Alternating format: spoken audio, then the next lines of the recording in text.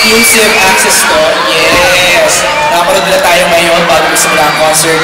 How are you feeling? Malapit na magsimula. Excited, pero kinakabahan din ako sa sobra.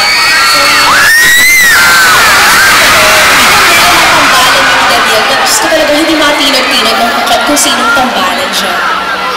Ay, ang talaga sabat, hindi ko aramdaman mo na ba na talagang iba yung level mo? Siguro kasi, basta hirap explain eh. Kung natural lang kasi, hindi yung ginagawa namin. Gusto namin parang natural, hindi scripted, ganyan. So feeling ko siguro yun na gusto na tayong simple lang kami. Katrin, bongga ng regalo kay Daniela. Ang electric.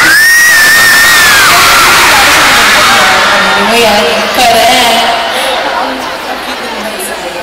Sa Daniel, sinasabi niya na para hindi siya makapaniwala na naisip mo yun at nabili mo yung napakagandang gitara niya. Mahabang process din bago ko na ano yung regalo na yun. Pero super natutuwa ako ngayon kasi very happy siya sa bass na yun. Tapos as in, pinapakita niya sa lahat.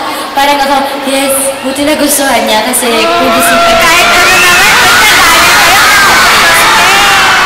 At ikaw natanong ko lang, sobrang dami ng fans ni Katrina at ni Daniel. Meron na bang ginawang medyo weird yung mga fans na talaga ikinaloka at kinagulat yung dalawa? basta masabi ko sa kanila sobrang solid talaga naman yung mga cast niya sa amin. Ipag-compete nila, pagpapatid, grabe sila. Kaya super thankful kami. Kada guesting, so yung super tsaga talaga nila yung mga estudyante. Sila talaga. So thank you po talaga. And yung mga bumili ng tickets ngayon for DJ's concert, thank you so much. Sabi ko nga, di ba, sa interview sa inyo, ito yung paraan ni DJ ng pag-thank you sa mga fans niya. At saka syempre, celebrate na rin yung birthday niya. Celebrate yung birthday niya kasama yung mga fans niya, yung mga nagmamahal sa kanya na manonood talaga ngayon. Ayaw mo na nagmamahal sa kanya. Yon! May message na